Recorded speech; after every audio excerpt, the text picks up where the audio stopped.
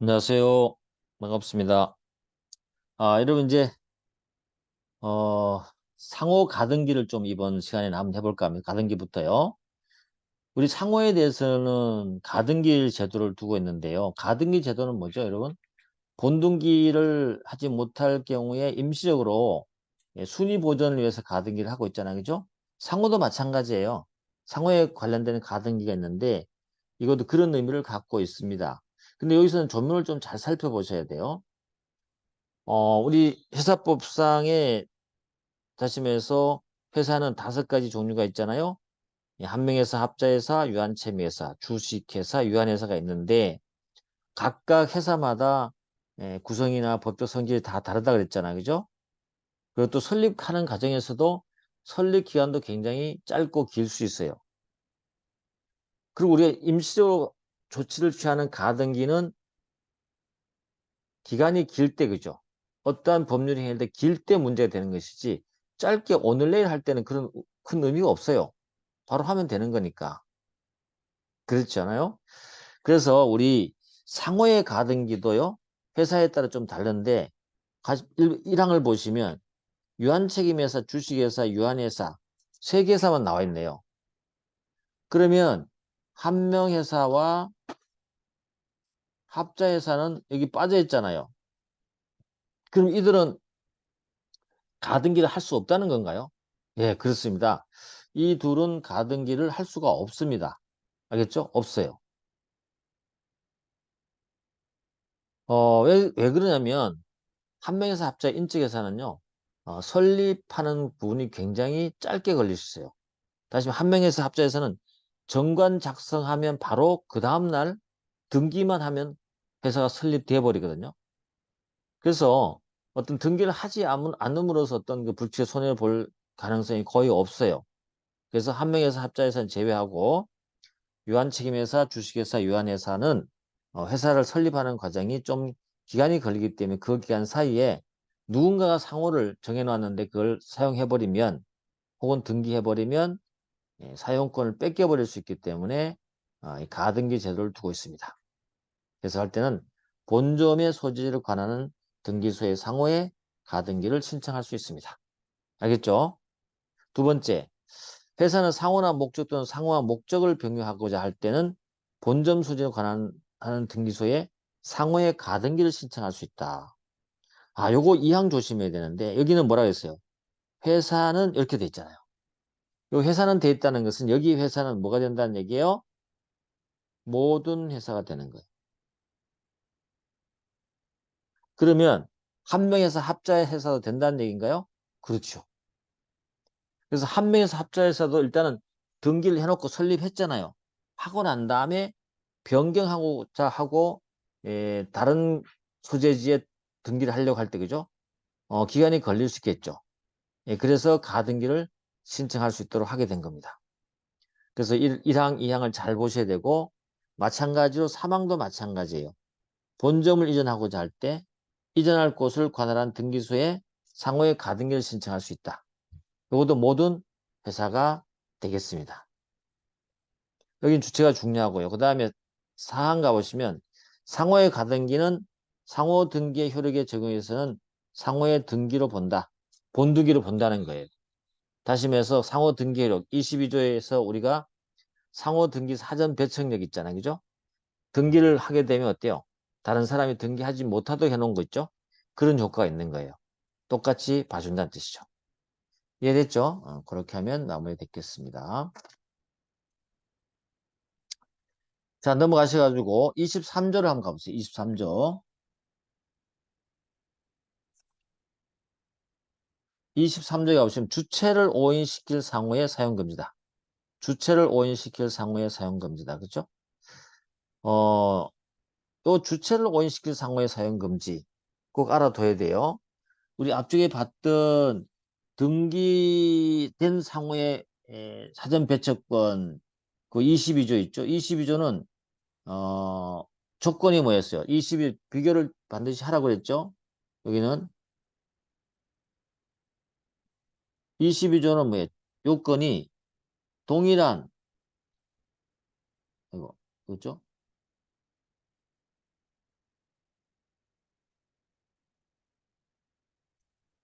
동일한, 그죠? 동일한, 뭐예요?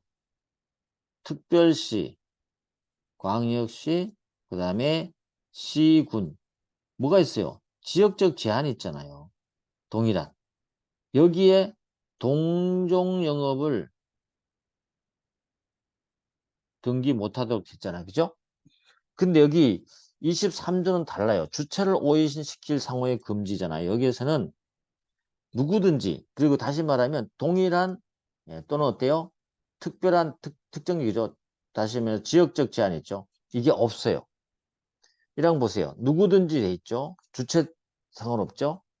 그 다음에 부정한 목적으로 갖고 있고 타인의 영업으로 오인할 수 있는 상호를 사용하지 못한다 그랬잖아요. 그럼 여기는 어때요? 동일한 특별시, 광역시군이라는 개념이 있어 없어요? 제한이 있어 없어요? 없는 거예요. 알겠죠? 없는 거예요. 그걸 여러분 꼭 비교를 하셔야 돼요. 그래서 등기된 상호를 다시 사용하지 못하게 하는 상호 등기 사전 배척권은 동일한 특별시, 광역시, 시군이라는 지역적 제한이 있고 동일한 목적이 필요하죠. 그죠? 동일한 어떤 목적이라보다 동일한 예, 영업이 필요하죠. 동종영업. 동일한 특별시 또 동종영업 필요한데 주체를 오인시킬 상호에서는 그게 필요 없다. 부정한 목적과 타인의 영업으로 오인시킬 수 있는 말하면 사용할 수 있다. 그럼 지역적 제한이 없으니까 여기에서는 어때요? 서울에서 충무김밥을 하고 있는 사람이 있었다면 부산에서 충무김밥을 사용할 수가 없어요. 물론 이제 부정한 목적과 타인을 영업, 서울에 있는 충무김밥처럼 느껴질 수 있는 그런 오해를 주지 않는다면 사용할 수 있지만, 알겠죠? 나쁜 의도로 타인의 영업을 오인할 수 있는 그런 목적만 갖고 있다면 지역 관계없이 서울의 충무김밥을 다른 곳에서도 사용 못하게 된다는 거죠. 알겠죠? 지역적 제한이 없다. 그 다음에 또 여기를 위반하잖아요. 그죠? 위반하게 되면 상호를 사용하는 자가 있는 경우에는 이로 인해서 손해받을 염려가 있는 자 또는 상호를 등기한 자 이렇게 돼 있죠. 두 가지 종입니다. 손해받을 염려 있는 자는요. 등기하기 전의 자를 말해요. 등기하기 전에 이제 상호를 사용하고 있는데 누군가가 부정한 목적으로 내 상호를 사용하고 있다. 그럴 때는 어떻게 돼요? 그걸 사용하지 마세요라고 주장하려면 어떻게 되죠? 손해받을 염려 있는 자는 뭐 해야 됩니까? 손해를 입증해야 돼요. 알겠죠? 손해를 입증해야 돼요. 근데 상호를 등기한 자는요? 등기한 자는 그 폐지 청구할 때 이러한 입증을 할 필요 없이 바로 폐지 청구할 수 있어요. 이 등기한 상호권자는 훨씬 어때요? 강하죠. 강화되는 것이죠. 입증 부분에서. 그렇게 알아두시고. 이렇게 금지와 관련된 위반되거나 한다 하더라도 효과에 따른다 하더라도 손해배상 청구에는 영향을 미치지 않습니다. 우리 손해배상은 항상 별도로 할 수 있는 거잖아요. 그렇죠? 그렇기 때문에 그런 거예요. 그 다음에 이제 사항을 가보시면 나옵니다.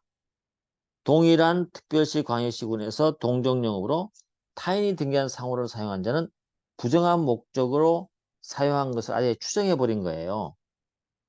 알겠죠? 다시 말해서 어, 등기된 상호권자를 보호하기 위한 거예요.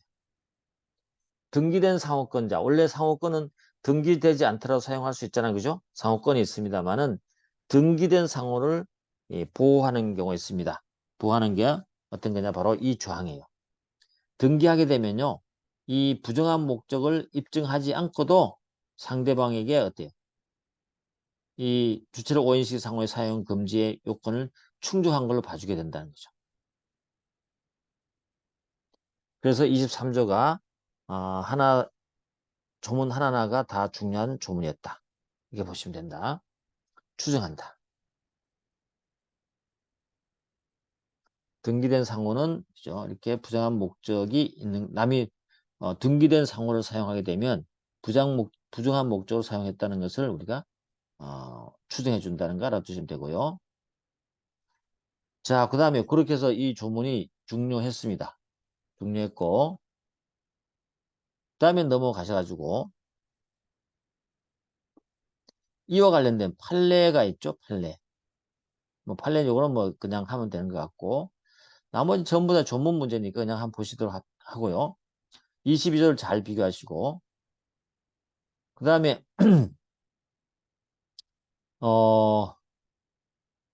24조 있죠. 24조.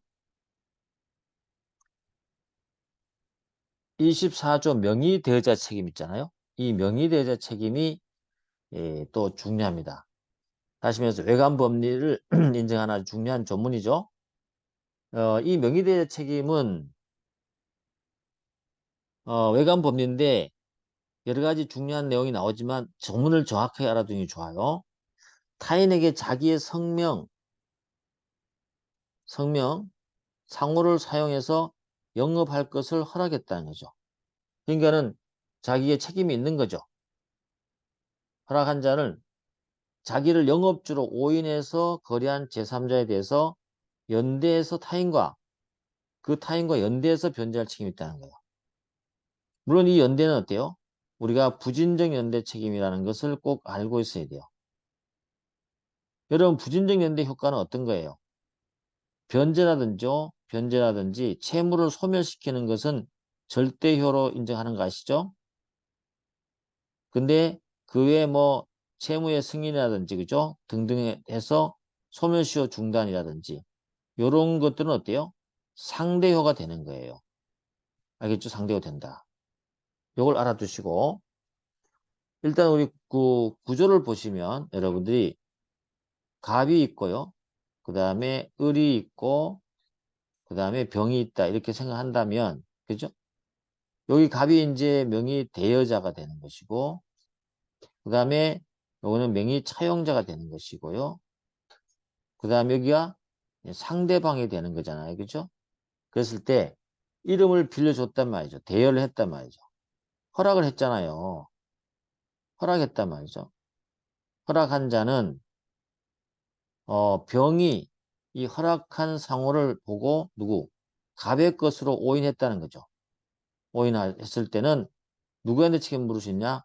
이렇게 을에게도 책임 물을 수 있고 갑에게도 함께 책임 물을 수 있다는 게 바로 부진적 연대 책임인 거예요. 근데 이거 조심할 것은 대여한 자는 반드시 상인이어야 되느냐가 문제되는데 상인 아니어도 상관없어요. 그럼 명의 차용자는 상인이 될까요? 명의 차용자는 상인이어야 돼요. 영업을 하니까. 근데 또 하나 문제되는 거 명의 차용자는 상인이어야 되지만 반드시 상행위해야 되느냐. 요거는 아니에요. 왜냐하면 준상행이라는 게 있거든요. 상인이 준상행 했을 때도 우리가 명의대여자 책임을 인정해주기 위해서 거기 명의 차용자 하는 행위가 반드시 상행일 필요는 없다는 것이 우리가 판례이고 일반 다수설의 입장이니까 그렇게 여러분 알아두시면 될 것 같아요. 됐죠? 그래서 24조와 관련해서는 요 정도 여러분 알아두시면 조문과 관련해서는 충분히 이해한 것이라고 생각이 듭니다. 그 나머지 이제 조문 문제나 판례인데 전부 대부분 판례 문제예요. 판례 문제. 그렇죠? 판례 문제다. 그래서 판례 문제에서 보면은 어디를 우리가 한번 살펴보냐면 거기 3번 있잖아요. 판례 기출 한번 3번 한번 보세요. 한번. 명의대여 책임은 명의자를 사업주로 오인해서 거래한 제3자를 보호하기 위한 것이기 때문에 명의 사용을 허락받은 자의 행위뿐만 아니라 차용자의 피용자 행위까지도 미친다. 이건 안 된다는 거죠. 아무리 그렇다고 명의 차용자의 피용자에까지 피용자가 잘못한 것까지 명의 대여자의 책임을 묻는다는 것은 너무 가혹하다는 거죠. 알겠죠? 너무 가혹하다. 그래서 명의 차용자의 피용자 두 가지 생각하시면 돼요. 적용이 안 되는 것은 명의 차용자의 피용자 행위 적용 안 되고요. 그 다음에 명의 차용자가 불법 행위 있잖아. 그죠? 이 불법 행위를 했는 거 있죠? 이 부분에 대해서는 명의대여자 책임이 인정 안 돼요. 그래서 아까 추가적으로 더 얘기해 준다면 요 두 가지가 명의대여자의 핵심인 것이다. 됐죠? 그렇게 알아두시고 거기 기출 4번도 보십시오. 판례 기출 4번 보시면 24조의 명의대여 책임 규정은 명의대여자가 상인이 아니거나, 그쵸? 명의 차용자의 영업이 상행이 아닌 경우에는 적용된다. 요거는 맞는 말이에요. 맞는 말이다. 알겠죠? 맞는 말이다. 이렇게 생각해 주시면 되겠습니다. 알겠죠? 자, 그렇게 알아두시고, 그 다음에 나머지는 여러분들 한번 쭉 보도록 하시면 돼요. 그 상대방은 이제 또 사실은 당연히 오인을 믿었다기 때문에 상대방은 선의, 무, 중과실이 된다는 것이죠. 그렇게 보시면 될 것 같다. 그래서 우리가 아까 조금 전에 다시 한 말한 걸 확인만 하나 해드리면 11번 한번 보시면 11번에 그런 말 나오죠. 명의대제 지금 명의차용인과 그 사용인의 거래행위에서 생긴 채무에서 명의대제 진실한 상대방을 오인하고 신뢰한 제3자를 보호하기 위한 것이기 때문에 불법 행위의 경우는 명의대제 책임을 적용하지 않는다. 맞는 말이죠, 그죠? 맞는 말이다. 됐고요. 나머지는 뭐 좀 보시면 됩니다. 그렇게 하도록 하고 이 정도면 뭐 어떻게 보면 명의대제 책임 충분하다고 볼 수 있고요.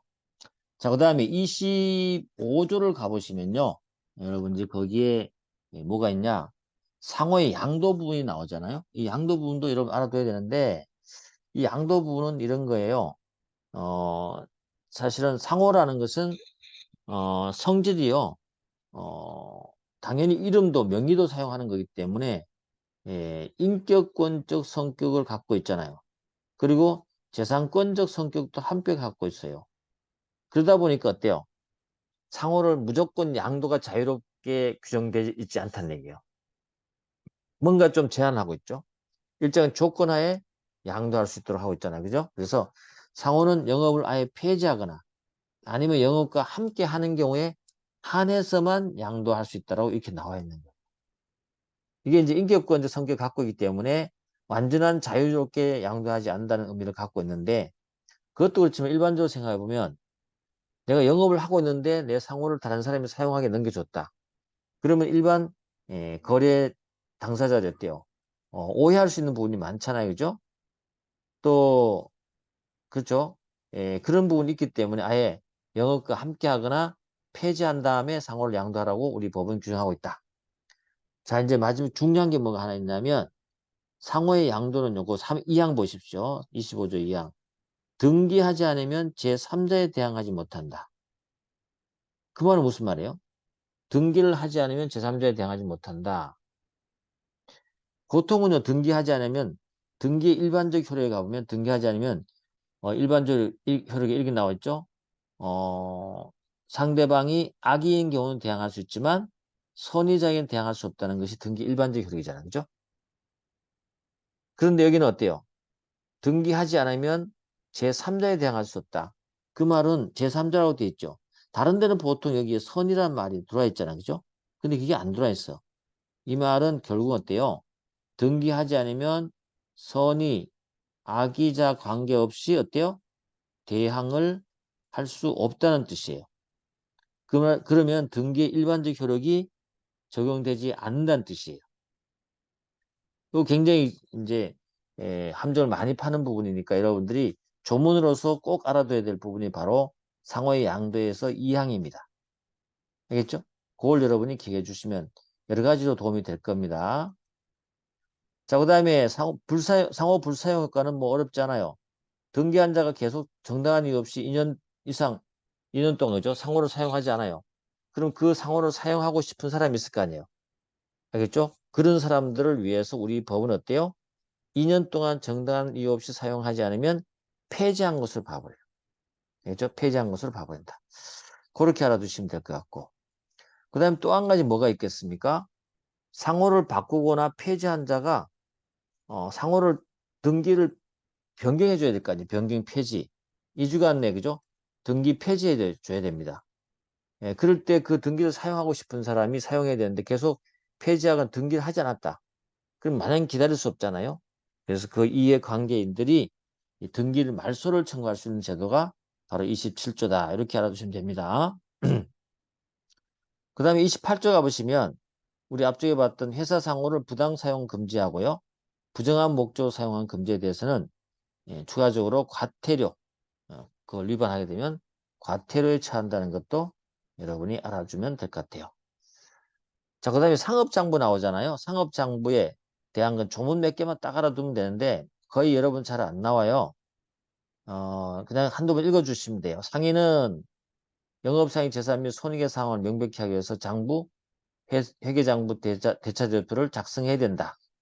그리고 작성할 때는 항상 공정하고 타당한 회계 관행에 따라야 된다. 요거 하나 기억해 두시고요. 작성 방법은 회계장부 거래 기타 내용을 규제하는 건 맞고요. 그 다음에 이항이 의미가 있다면 상인은 영업을 개시한 때와 매년 1회 이상 일정 시기에 그 다음에 법인인 회사는 성립한 때와 매 결산기에 그래서 일반 자연인 상인일 때는 1회 이상 회사는 어때요? 매 결산기마다 그죠? 작성자 이의 기명날인 서명하도록 하고 있다. 뭐 그 정도입니다. 상업장부는 법원에 신청해서 또 직권으로 할 수 있다는 얘기고요. 보존은 보통 중요한 거는 10년, 예, 그 다음에 사소한 거는 5년, 뭐 이렇게 보존합니다. 그 정도로 이제 여러분 좀 한번 슬쩍 훑어보시면 될 것 같고요. 자, 이제 그 다음에 상업 등기가 참 중요하거든요. 상업 등기는 예, 다음 시간에 여러분하고 한번 하도록 하겠습니다. 오늘 여기까지 하도록 하겠습니다. 수고했습니다.